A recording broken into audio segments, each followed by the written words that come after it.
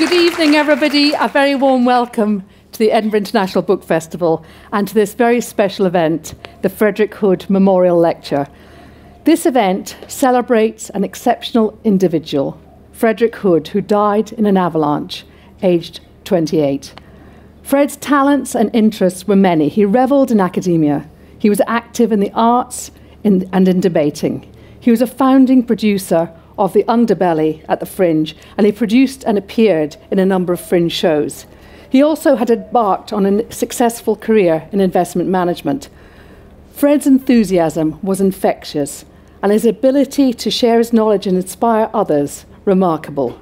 He was a scholar, teacher, and inspirational friend. This event was established by Fred's colleagues at Walter Scott and Partners to celebrate his life and his talents, an apt way to embrace the subjects, the city, and the festival, of which he was all so very passionate. Now, those of you who've been at a Frederick Hood lecture before will know that we close the event with a special presentation to the speaker from the Hood family. Inspiration comes in many forms, and the ambition of the annual Frederick Hood Memorial Lecture is to highlight, honour, and promote an inspirational individual. Simon Callow, then, is a perfect choice of speaker. He is the much admired and much loved actor, director, and writer, a man who approaches life and work with an irresistible combination of zest, passion, and intelligence. I hardly need to remind you of the many highlights of his career. His screen roles have included the Reverend Mr. Beebe from Room with a View, Gareth in Four Weddings and a Funeral. His stage roles include Mozart and Amadeus, and Pozzo from Waiting for Godot. He's done a number of one-man plays. He's directed theatre, musicals and opera, including De Fledermaus here for Scottish Opera. And no matter what else is going on in his life, he's always written. His 2010 My Life in Pieces is his autobiography through journalism, programme notes, speeches and tributes, all marked by wit and infectious enthusiasm, deliciously gossipy detail, and brilliantly perceptive portraits of fellow actors. Tomorrow, he'll be here and he'll be talking about his most recent book, Being Wagner. He's also written magnificent biographies of Orson Welles and Charles Lawton. His seminal book, Being an Actor, and Love Is Where It Falls, a poignant account of his great friendship with the theatrical agent, Peggy Ramsay. He was awarded a CBE in 1999. Please welcome Simon Callow.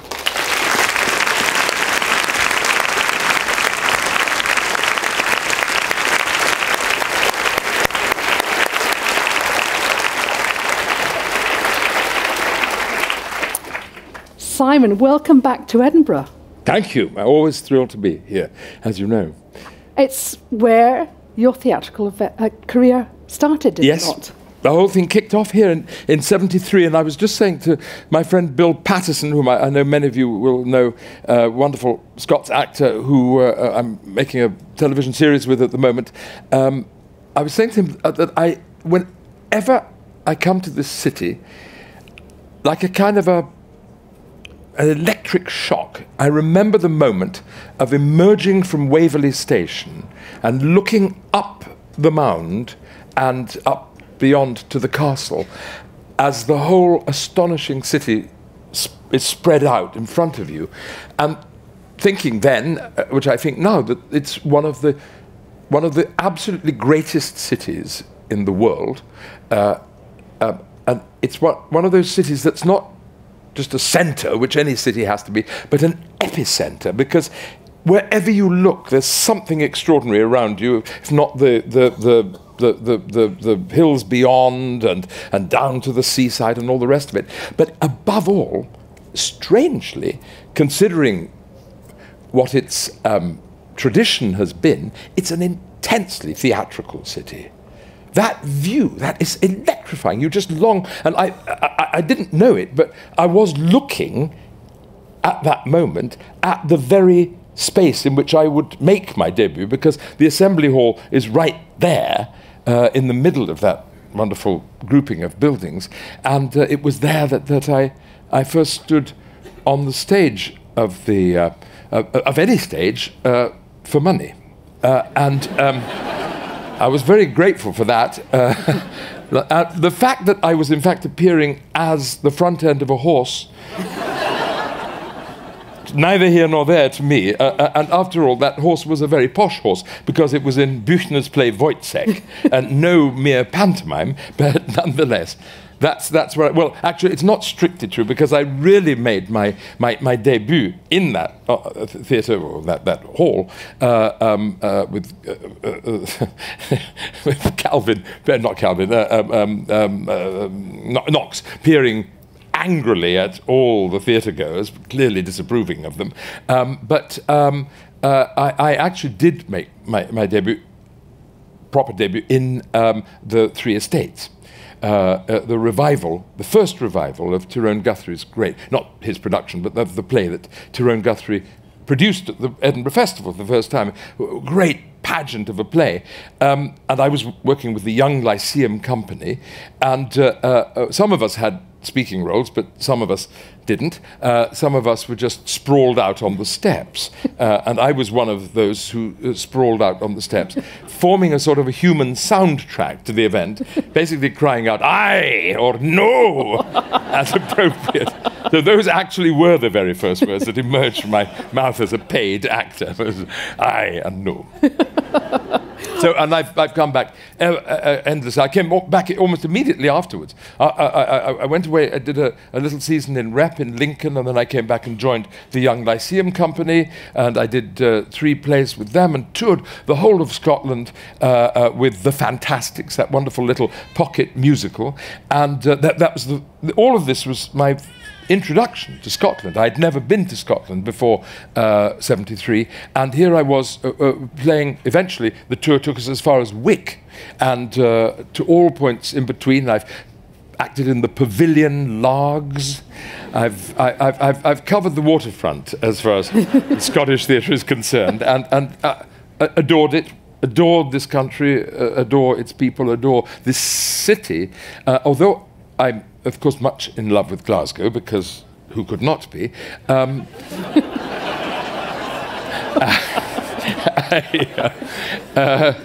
Edinburgh was my first love, and I've watched it change over the years to such an extraordinary extent, because the thing about the festival in those days, as some of you will well remember, is that the festival was glorious. It was all bunting and fun and delight and freedom and people wandering around and things going on late at night. And then at midnight, on the last day of the festival, it reverted to being an extremely serious city in which it was absolutely impossible to find anything to eat on a Sunday.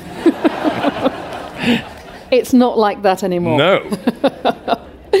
This is a big question, but this is an event about inspiration. Yes.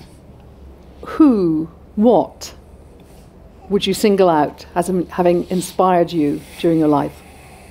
Well, I'll happily answer that question. The answer is, of course, many, many, many people. But I did just want to say that I until I was invited to speak here today, I didn't know about Fred Hood.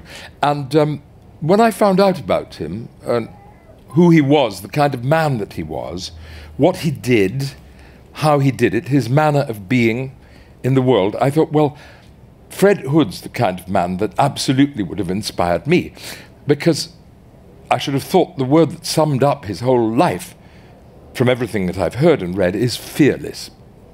A fearless man, and especially fearless about stepping outside of the narrow limitations that life sometimes places on us. He was as an investment advisor, banker, but he pursued so many other activities, so many other possibilities in his life. He explored, it seems to me, every single impulse that excited and interested him, and helped other people by helping to create the underbelly. You know, terrific.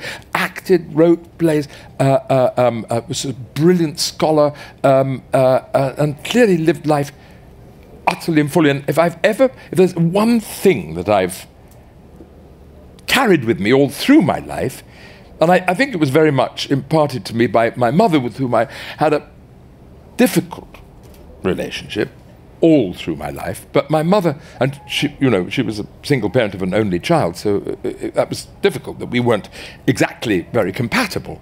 But the thing that she said to me, quite sternly, she said to me, the most important, she was very religious, she was Catholic, and she was very religious, but she said the most important of the teachings in the New Testament for her was the parable of the talents.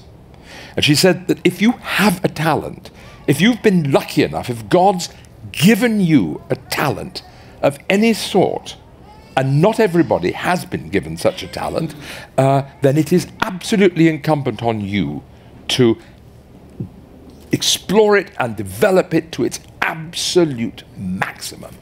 And it wasn't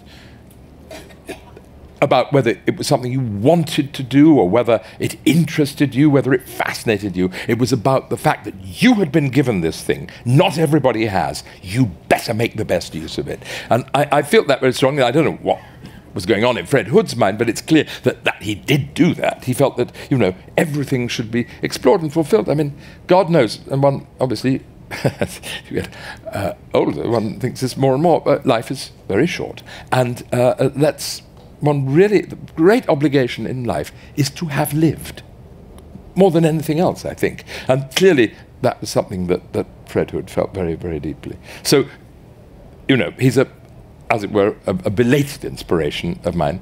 My early inspirations were all actors, so it's a bit predictable. But I at the very, very early age, when I was about 9, I went to live in Africa, and it was in Africa that I saw my first films, really. I'm not quite sure why it was, but my family was just not much of a film-going family, not much of a theatre-going family either. I went to the theatre on a couple of occasions with uncles and so on, but it wasn't part of the family habit, so to speak. But in Africa, and I was in a tiny, tiny little town. It isn't called this anymore. I don't know what it is called. It was then called... It was in what is now called Zambia, but it was then Northern Rhodesia. It was called Fort Jameson. It was tiny. There was a strip of tarmac down the centre of Fort Jameson. There was the Public Works Department. There was a general store. There was a garage. There were a couple of little shops of one kind or another. And then round the corner off this strip of tarmac was something that every colonial town or even village, I think, in the whole of the British Empire had. It was called the Victoria Memorial Institute. And there, outside it, sat a statue of Queen Victoria, looking extremely stern, as well she might have done, because inside, everybody was just getting paralytically drunk from about 11 o'clock in the morning.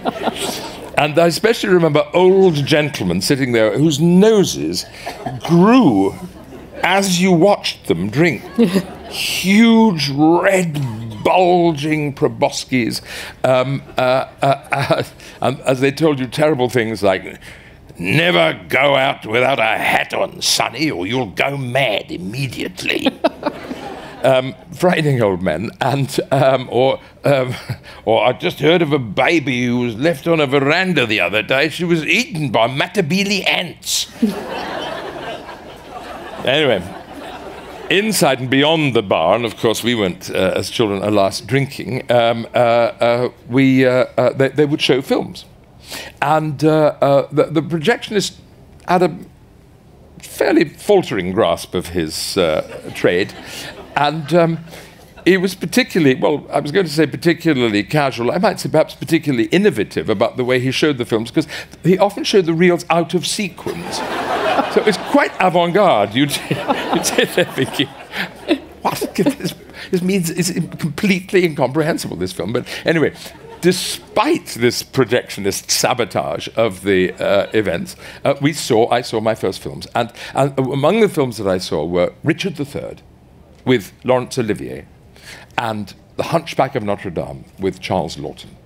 And Olivier, as Richard III, I mean, as everybody knows who's ever seen the film and you know, has done from the moment it was first shot, he is irresistibly attractive. This impossibly evil man is irresistibly attractive and exciting, and I was completely. It's interesting now. Even I've only put two and two together, just saying it now, that I was interested in two characters who were both physically, as one would have said at the time, deformed. You know, in fact, two hunchbacks, Richard III, and I think that was my. I felt very unhappy as a child. I felt very misunderstood, you know, in the way that many children and adolescents do. But I felt that nobody understood what I was going through, and I identified with these two men who had been, you know, my other hero was Toulouse-Lautrec. What was going on? But anyway, I thought, you know, because he in a film called Moulin Rouge, and with José Ferrer playing Toulouse-Lautrec, and I identified. Yes, I felt I too have been cursed. I too am not as other men, and all of this kind of thing. And but less so with José Ferrer, but with Lawton and Olivier, I was utterly inspired by their work. I understood even then that it was acting. I didn't think they were the characters. I saw them in other films, and they were equally wonderful in these other films, but those two characters particularly inspired me. So Olivier was... There was something extraordinary about Sir Lawrence's work, not only the clarity, the boldness, the fierceness of the attack, the kind of bravura of it was so astonishing. But I also realized very quickly, discovered and found out from reading that he was sort of the most famous actor in the world, that he was the leader of not only the British acting profession, but really all actors for a certain period, you know, for, say, 10 years or so. Laurence Olivier was the actor. And I was absolutely fascinated by the fact that a human being, that you could do that for a living, that you could be that. Now, Charles Lawton was another matter. I didn't understand about Lawton at all then. I just knew that, unlike with Olivier, with Lawton, one was so moved, so profoundly stirred by the detail, the inwardness, the complexity, the vulnerability of what he did was so astonishing. And that too lodged in my mind, and I thought, my goodness, that's a strange thing to do with your life too, to bring all this to the public, to people you've never met, to bring... Anyway, these things lodged in my brain. There was no thought in my mind. I did actually do a little bit of acting at school in Fort Jameson, which it was just one play, actually, that I did, in which is quite significant, actually, for me, because the lady who ran the classes was a very beautiful young woman called Miss Isabel. I don't know what her first name was. That was her last name. Miss Isabel was utterly ravishing and kind and nice. And she was in charge of doing the play. And the play was a very simple but rather telling story about a king who had a new suit made for him, and shortly afterwards was plagued by spots. He sees spots in front of his eyes, and it distracted him from being a ruler, and he sent for doctors all over the kingdom to come and investigate and analyze him and find out what was causing these spots, and nobody could find out. And he was killing everybody who couldn't give him the answers to the conundrum of what had happened to his eyesight. And finally, someone, the Prime Minister or something, comes in and says, "Your Majesty, there's someone who insists on seeing you. And he says, can he cure me? And he says, no. It's something different to that. He's a tailor. He's the tailor who made your suit. He just has something to say to you. And the king said, oh, send him in. So the tailor comes in, and the tailor says, Your Majesty, I'm afraid it's my miscalculation, but I made your collar too tight. And the king says, well, so what? And he says, well, you see, you could see spots in front of you. And so that was the end of the play. Good. So, anyway, Miss Isabel was very tasteful. And I was the king. And I played the part. I kept all my rages within, relatively contained. It was a good, restrained performance on the whole. And Miss Isabel approved of it. And then I said to her, Miss Isabel, I think when the king finds out that the suit is what's put the spots in front of his eyes, I think he should faint. And she said, no, I don't think so, Simon. That would be vulgar. So I said, all right, I won't do it. But I did. That set a precedent for my relationship to directors from that day to this. But anyway, my point of telling that story was that basically I did no acting. I had no acting. And when I came back to England when I was 12, I went to a school called the London Oratory School. There was no school drama. So very unusual for the time, because in the 60s, everybody was doing school plays and things like that. We didn't. So I continued to be fascinated by actors and started going to the theatre and so on, but I didn't, it never genuinely crossed my mind that I might be an actor. How would I become an actor? How did anybody become an actor? I'd never met an actor. I didn't know how you went about it. They obviously, you know, some people just had this tremendous gift and somebody realised it and they got them a job. So I kept on going to the theatre. I learned an awful lot about acting. I continued to be utterly fascinated by Laurence Olivier, because he was then the head of the National Theatre at the Old Vic. And we, in those days, in London we had something called the Inner London Education Authority, and they sent us to, you know, we got free tickets to go and see plays in the West End, at the wherever. And particularly, we got them for the Old Vic, the National Theatre at the Old Vic. So we saw, you know, Laurence Olivier in Strindberg's The Dance of Death. We saw Maggie Smith in Much Ado About Nothing. We saw The Royal Hunt of the Sun with Robert Stevens. I mean, unbelievably brilliant stuff. And for a you know, a 16, 17-year-old, it was just breathtaking. And so I began to think, this theatre, the theatre, particularly that theatre, the National Theatre at the Old Vic under Laurence Olivier, and it's pointless, isn't it? It's impossible to describe to anybody who hasn't seen a particular performer what it might have been like.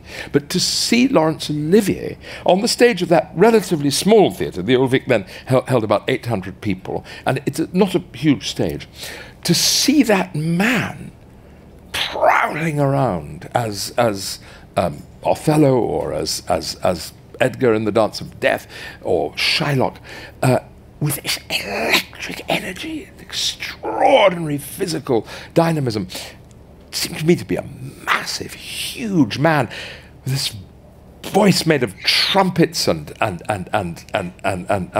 percussion, extraordinary vocal power and beauty of his performance, absolutely unbelievable. And he clearly, because it was well known, was the man who was running the company and all of that. And when I finally left school and refused to go to university because I didn't want any more analysing or cutting things up or having a critical approach to things, I wanted to make something, to do something, but I had no idea what to do, as, you know, I didn't seem to have any talent of any kind. So it's a detail, but I mean, it's got a slightly serious one. I thought I might be a diplomat. But then I looked a little bit at their lives, and I realised that I was only really interested in eating canapes. That was the key to my desire to be a diplomat. I thought I might be a lawyer. I was a bit obsessed by lawyers and the law for quite a long time. But again, in the nick of time, I realised, mainly when I realised it took 7 years to become any kind of a lawyer, that essentially the reason I wanted to be a lawyer was in order to be able to stand in court with my hands on my gown, saying, "My lord, I submit." And that was about as far as it got with me. That was so I knew that wasn't what I wanted to do. I didn't know what to do at all. Anyway, I thought, look, here's this wonderful thing, this National Theatre, this Olivier's company. Everybody in the company, not just the actors and the directors and the creative people, but everybody who was connected to this theatre seemed to love being there, to want to be there. And they absolutely, the book sellers, the people in the box office, the people in the bar, they all seemed to be pleased and excited to be there. And why wouldn't you be? Because you were part of this phenomenal thing. People were sleeping round the block every night, through the night, in order to buy the day tickets the following day and so on. So I wrote a letter to Laurence Olivier. I was a bit given to writing letters to people at the time. I'd earlier written one to the Queen, which had been a great success. I'd written to the Queen saying, Your Majesty, my great-grandfather wrote a book about King George, which he sent to Westminster Palace. King George V accepted it, which was unusual because they normally send presents back. And we haven't got a copy of it, and I wonder if you might possibly be able to... give it back. No. Let me have a copy of it. Well, to my considerable amazement, about a week later, the postman, trembling a little bit, knocked on the front door, and he had a letter in his hand which said, "On Her Majesty's private service," with no stamp on it. He gave it to me, and it was, in fact, from the Queen's librarian, who said, "Her Majesty was very interested in your letter, and of course, we can give you a copy," and so on. They did. Anyway, so I thought, it works, this letter-writing thing. All right, so I wrote a letter to Laurence Olivier with no intention at all, honestly, really no intention in the world, but to say to him, to explain to him, really, what a wonderful theatre he was running. And it was 3 tightly typed foolscap pages of explanation to him about why his theatre was so jolly good. And typically, as I discovered of him, he wrote back by return of post and said, "But if you like it so much, why don't you come and work here? There's a job in the box office." And so I did. So I went to work in the box office. And so then I was in daily contact, almost, with this idol of mine. But I was very surprised, because this man, who seemed to be possibly 6'8" on stage, was about 5'8.5", 5'9", and looked like a bank manager. And pottered around the theatre, just checking up on everything, because that's what he did, because he was by nature an actor-manager. That's what they did. The theatre was kind of the family business, or everybody was involved, and he saw it as his job to make sure that, to do lightning checks on the lavatories to see that there were toilet paper and it was properly cleaned and so on. And he'd come into the box office and talk to us, but he didn't have a great gift of talking easily to those of us fairly far down on the chain. He'd come into the he'd say, looking, the box office. How exciting! People give you money, and you give them tickets. How wonderful! And then he'd go. But it was part of a kind of a real. It wasn't. I mean, he had many things on his mind. So, but it was part of an idea, an ideology, you might say, which I admire intensely and have always admired, and which is not much to be found anymore, is that he did genuinely believe if he was leading the company, he had to be there everywhere, to be absolutely hands-on, and to know everybody's name, and so on. I assumed, this great genius actor, of course, just remember people's names like that. But in fact, he had rather a poor memory, especially later, and especially very poor memory for names. And I only discovered years later, because she told me, that his wife, Joan Plowright, at the beginning of a season, when there were new people coming to work in the company, he'd insist that they had they gave photographs of themselves, and he would sit with Joan exactly as if he was learning a great part, and she'd hold up a photograph, and he'd have to say the name of the person, and he'd get it wrong, and she'd no, and then he would take weeks to do that, so that, and then he'd, of course, being the great actor, Jimmy, how wonderful to see.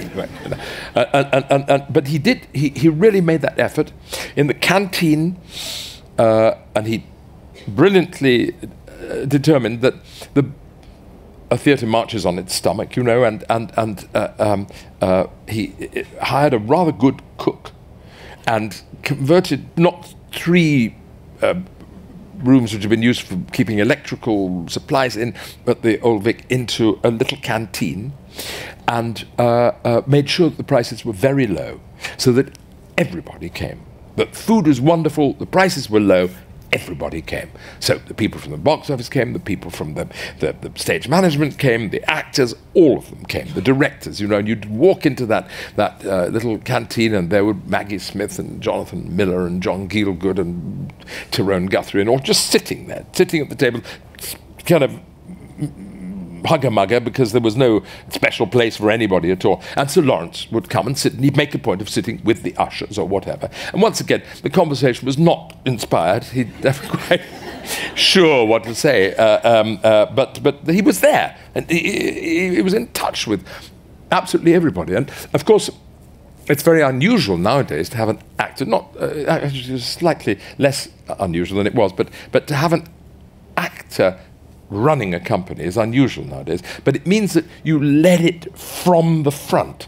So you were there, you took the rap with everybody, and it was a collective effort. And there was something unbelievably gallant about Laurence Olivier in that sense, in that capacity. And especially at the Old Vic, which was too small and, for the kind of repertory that they were trying to put on, and it was a big struggle for logistically to make things work. And actually Olivier himself had his office in a Nissen hut about 6 blocks down from the Old Vic, a little Nissen hut from which he ran this whole operation. And curiously enough, the impermanence of that, the sort of sense that it was improvised, made it feel almost, it was like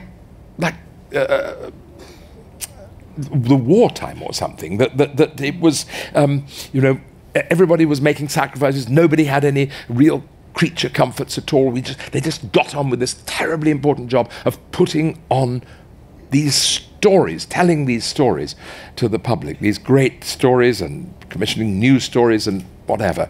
And the actors were always challenged all the time in the parts they were cast in, and the things were demanded of them physically, mentally, emotionally. And so I thought it was just the most extraordinary thing. And Larry was the man.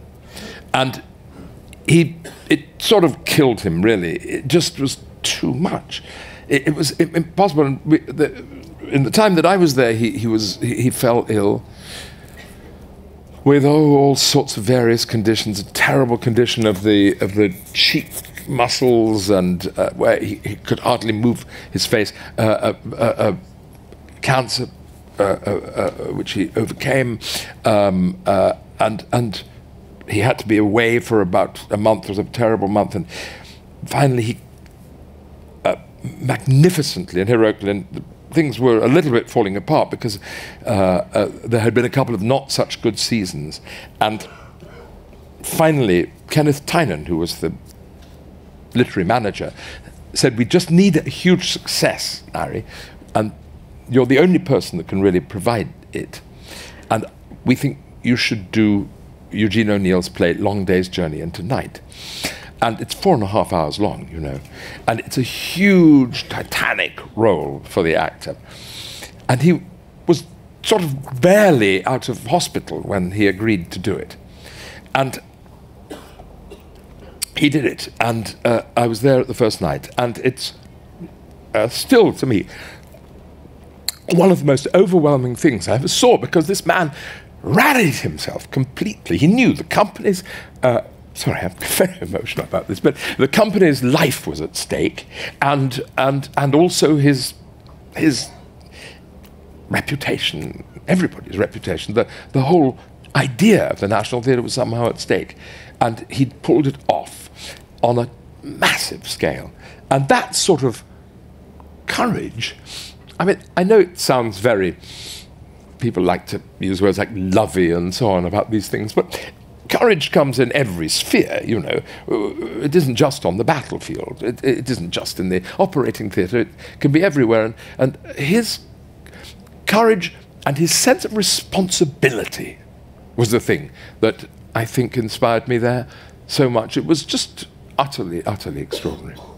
And it was wonderful. It wasn't the very last thing he did on stage, but it was nearly the last thing he did on stage. It restored the fortunes of the National Theatre. It was a glorious and golden chapter in the chapter of the story of the British theatre. And so that was very, very what an extraordinary education and experience for a very young man like you setting out in a career.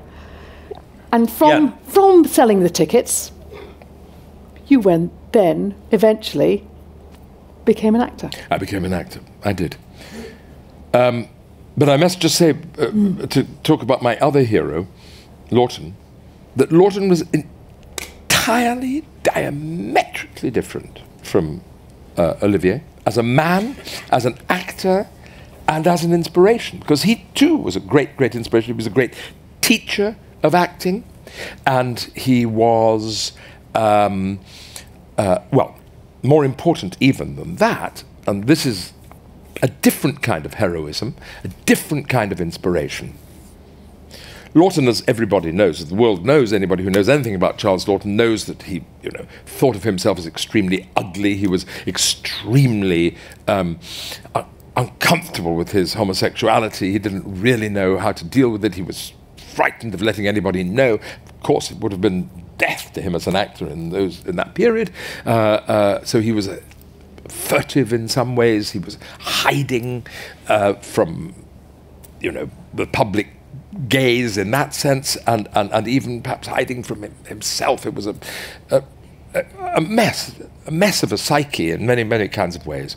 He was a difficult man, not easy to talk to, very difficult and demanding actor. What was extraordinary about Lawton is that when he played a character, unlike Larry, who was above all physical, above all theatrical, you might say, he wanted to create a character with a nice black line around it, so as you saw exactly who this man is.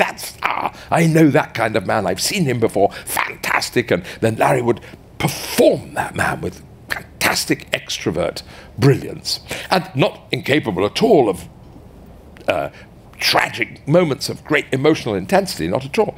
But Lawton's approach was entirely different. Lawton's approach was that of a truly creative artist, in that he sought to enter into the mind, the soul, the fibre of the character completely. He sought an absolute transformation of himself. Like Olivier, he was not averse to wearing makeup or whatever, but the real transformation was the inner one. And he dug and dug and dug into himself, and he exposed nerves that are just, you know, most people just shy away from. Let's not think about that sort of pain, let's not think about that sort of despair, or indeed let's not think about that kind of fragile, tender love. Let's just, you know, wrap it up, which Sir Lawrence did to some extent, but I'm not criticising his acting. He was a truly great actor, but Lawton went on the longest journey to find the holy grail of the true creation of character. And he believed that an actor's work was as creative an act as a painter's or a sculptor's or a writer's. It was the same journey into yourself to create this. And then the reshaping of it into art. And of course, if ever Lawton talked like that at the time, and even me talking about this now, I understand that for many people they think, come on, it's acting, it's just acting, just get on with it. But I would just challenge anybody who's seen his performance in The Hunchback of Notre Dame, which one of many extraordinary, unforgettable performances. I mean, I think perhaps the greatest performance he ever gave was not at all histrionic in the way that the Hunchback is, where he played Rembrandt. And every painter that I've ever met who's seen that film has said that's the only convincing performance by an actor of a painter ever, because he entered into the mind of a painter so completely. But The Hunchback of Notre Dame is what acting is about, in my view. It is something that anybody who sees it takes away and absorbs into themselves and is enhanced, enriched. It has access to the darkest depths and the greatest heights that the human condition is capable of. And that's astonishing. And why I say, well, he's a hero, is that it cost him really hard to do that. It was really tough. And that was part of it. It was such a curmudgeon. At the end of his life, I think he stopped trying to do that anymore and just used his skill as an actor. But in the 1930s, there's a batch of about 8 performances that he gave, right up to and including what I suspect is probably the greatest, no, not the greatest performance he gave, but contains some of the greatest work he ever did, which is a film not known, probably by maybe some people here have seen it, but it's not very widely known, called This Land Is Mine. It's a film by Jean Renoir. He made it in Hollywood in, I think, 1942 and 1943. And in it, Lawton plays someone who is a member of, he's in a village, a French village, which has been occupied. Yeah, yes, it's been occupied. And all his friends join the resistance, but he's frightened. He's a coward. He can't do it. It's too hard for him. He's terrified. And there's a scene, eventually in the film, he does find his courage, and he makes a magnificent defense of freedom. Lawton loved to do those things, almost like the Gettysburg Address. It's a wonderful speech. But the key to the film, and the key to Lawton's work in it, is the scene in an air raid. And everybody's gathered together in the schoolroom. He's a teacher, in the schoolroom. And everybody there is jeering at as the planes go overhead. Yeah, drop the bombs on us, you can't. Even the kids are brave. His mother is brave. Everybody is brave. But Lawton is terrified. And I find it almost hard to watch, because any of us who's ever felt fear of that kind, or felt themselves to be a coward in any situation, physical or moral or whatever, there it is, the real thing. It's so shocking. They're incredible. I'd love to talk now. Let's just Yes. move on Yes. to how you have inspired other people. And the role I'd like to dwell on just for a moment is probably your most famous on screen, which is Gareth in 4 Weddings and a Funeral. And it really gave me pause for thought when I read in your book that you say that role was the most outspoken affirmation of authentically gay love ever to appear in a mainstream film up to that point. Yep. It's a fantastic portrayal. We all remember it. Not least with the fact that Gareth, unlike almost any other gay portrayed in a film, does not die of AIDS. Yeah, because it was made right in, people forget that now, but it was made at the height of AIDS, when AIDS was a subject of terror for all of us gay men, but also for the general public who didn't know, would it be contagious? Was it a plague that was going to wipe us all out? I mean, it was like, and Richard Curtis wrote it amazingly bravely, but I don't think particularly with the political intention, but bravely presented a gay relationship as the most natural, normal, easy thing in the world between two men who are utterly not gay stereotypes of any kind. Matthew, played so wonderfully by John Hannah, just beautiful, charming, elegant, subtle, interesting guy. Gareth, Falstaffian explosion of a man. The idea that the two of them were together and that was perhaps what gay relationships might be like, and that Gareth was so utterly, fantastically life-affirming. And then, as you say, and as I said, the greatest thing in the film, in a way, is that he died of something other than AIDS. I mean, what he died of was Scottish dancing. So I think it's. I think that the film should, to some degree, be regarded as a government health warning against the perils of Scottish dancing. You've said that you wouldn't describe yourself as an activist, but that coming out as a gay man is probably one of the most valuable things you've done in your life, and that's helped change the culture.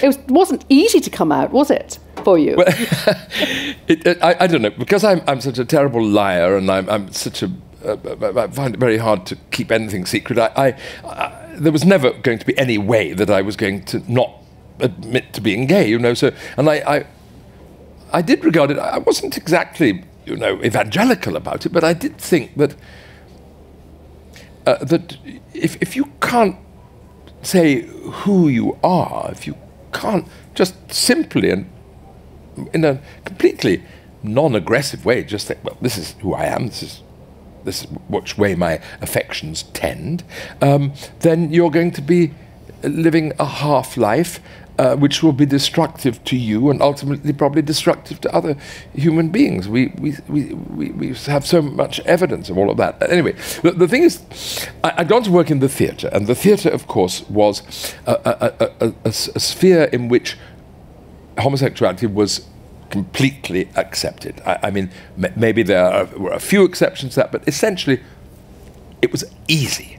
No one even worried about it. Nobody cared that much about it. There you are, he's gay, he's not. She's gay, she's not. It was just all one. So I was lucky in that sense. You know, there was no pressure on me, whatever. But there was a tremendous understanding in my business that it wouldn't be good for the public to know.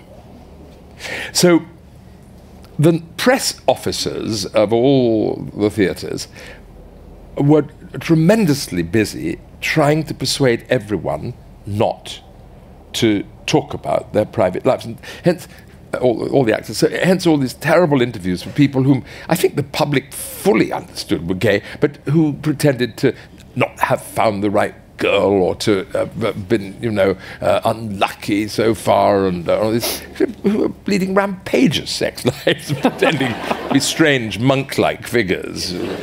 It was, and when I was at when I was acting at the National Theatre, not the Old Vic, but on the South Bank, I did Shakespeare's sonnets, and Shakespeare's sonnets are among the most extraordinary instances in English literature, world literature, of a very complex emotional and sexual setup between a man and his mistress and another young man, an aristocrat, whom the writer loves. I mean, it's pretty clear that that's the situation. So much so that the Victorians changed all the genders to make it sort of fit properly. And so I was doing God help me, all of Shakespeare's sonnets at the National Theatre. And they were directed by a great man called Michael Cousteau, and Michael wrote a piece for the New Statesman about it and said in the course of the article, so as we rehearsed these things, we asked ourselves many questions about our sexuality. Simon's homosexual, mine heterosexual, and you had to submit all articles to the press office in those days, and probably still do, and the press officer took that sentence out. He said to me, Simon, I can't let you ruin your career like this. I said, look, I don't know that I want to have a career if it involves this particular lie. And anyway, I even curiously enough, the journalists had a sort of self-imposed censorship on this, because it was when I was at the National that I first started giving interviews to the press because in Amadeus, Felicity Kendall had probably given too many interviews, and Paul Schofield didn't ever want to give an interview again. And so they had nobody to turn to except me, and when they found that I was irrepressibly loquacious, they they were delighted. So I merrily chatted away to them, and at some point they'd always say, so, you know, have you got a girlfriend? And I'd say, no, I'm gay, and they'd close their books. Just like that.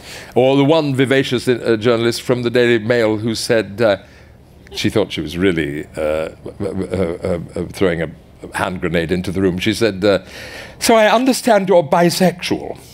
And I said, that is an absolute blatant lie. She said, oh? I said, yes, I'm entirely homosexual. How dare you?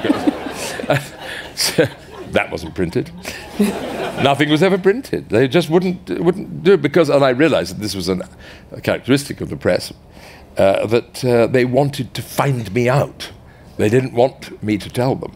So anyway, I was even if I had been militantly gay, I don't know how I would have managed to let anybody know. And so eventually I wrote my first book called Being an Actor, and in it I said that I was gay, and that was, I think, it is true to say that I was the first gay man to voluntarily come out, as it were. And I do think that really did make a difference. I know that because he told me so, that Ian McKellen probably wouldn't have done if I hadn't done that, and Tony Sher wouldn't have done if I hadn't done it. And so that was good. That was really one, because Ian, you see, is a great leader. I'm not a leader in that way at all, and he's a very political kind of a figure, and I'm not really a very political figure, but Ian, only a couple of years after he came out, was at Downing Street talking to John Major, and then a lot of things got a lot better, with the result that the astonishing progress of you know, sexual liberation, if you want to call it that, since resulting in the fact that I can now get married, and I'm indeed which very you did last married. year. I did get married last year with great happiness, it's an extraordinary story in that way, but of course I wasn't on the front line of all that. There are people, and there's a man called Peter Tatchell. He popped up into your consciousness at one time or another, but this man, who is a tiresome man in many, many ways, but you have to be tiresome if you're going to create a stir, if you're going to really get somewhere. You have to just stick at it and not be compromised and not give in and not settle for second. Well, I think we're back to fearless again. Yeah. Yes. There you are. And actually, at this point, could we have the house lights up? And I think we've got a roving microphone.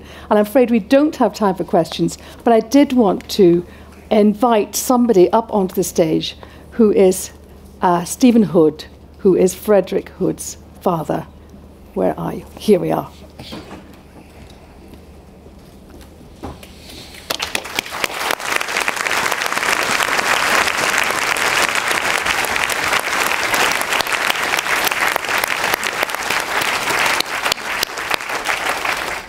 Tonight I brought some help. My granddaughter, one of Frederick's nieces.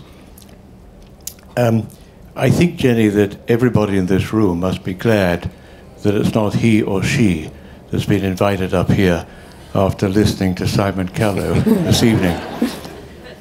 As you mentioned, my son Frederik, my fourth son, was killed skiing in Austria between Lech and St. Anton on Christmas Eve 2008. a massive and unseasonal avalanche took him from the top of the Beluga mountain about 1,500 meters down the valley. He was 28, as you mentioned, and he'd been working only 18 months here in Edinburgh at the time with the fund management company that supports this event, Walter Scott and Partners. And I know, speaking on behalf of Fred's mother, Fred's brothers, Fred's sister, and myself, we remain, all these years later, overwhelmed and humbled that, in my case, my son, one of my sons, had made such an impression on this distinguished institution that they decided, I can never pronounce it properly with the Scottish accent, but in perpetuity, to sponsor an event in memory of Frederik. The Frederick Hood Memorial Lecture has, 6 years later, become really an institution, and it's extraordinary, and it attracts such inspirational speakers of the caliber of Simon and last year Philip Sands, the author of that extraordinary book, East-West Street. Edinburgh is one of 2 cities in this world, and I've lived in a number of countries, but there are 2 very special cities in this world that I have come to know and love because of Frederik.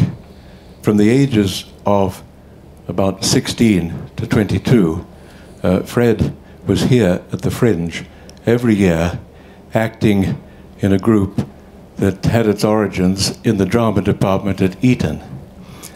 From Eton he went to Harvard, and he brought American actors over to participate in the Fringe and enliven a bit the double-edged drama group.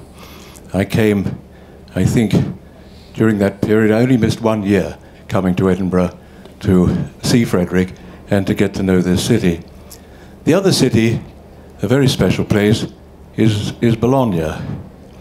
After Harvard, and I confess, possibly Simon with some regret, that under my encouragement, Frederik pursued a master's degree in international relations at the Johns Hopkins University in Bologna. He topped his class and won a scholarship to do a PhD, and so he stayed on a bit longer in Bologna, teaching part-time, also at the Bologna University. And that's a city that I really like. And I went to see him as often as possible. He would take me to special restaurants that he couldn't afford himself on his student budget. But you know, in that part of Italy, as well as very good food and that wonderful Sangiovese grape, they make in Italy very good hats. And one of the first things Frederik did when he left Harvard and went to Johns Hopkins in Bologna was buy himself a fedora hat at a small hat shop behind the Duomo, and it became his trademark. He wore it everywhere. And by the time he pitched up here to work for Walter Scott in Edinburgh, it had acquired a certain amount of character. He wore it every day, walking to and from the office in this Charlotte Square. So, against that, let me say that when the idea of Walter Scott that there would be something to be in memory of Fred was being developed, some of the guys there thought that a very nice attention would be to give the guest at the annual lecture a hat, just like the one that Frederik used to wear. And luckily, I remembered the hat shop. And Simon Callow, against that background, on behalf of my family and with their permission, Walter Scott, allow me to thank you again and to present you, or to allow my granddaughter to present you with your fedora. Wonderful.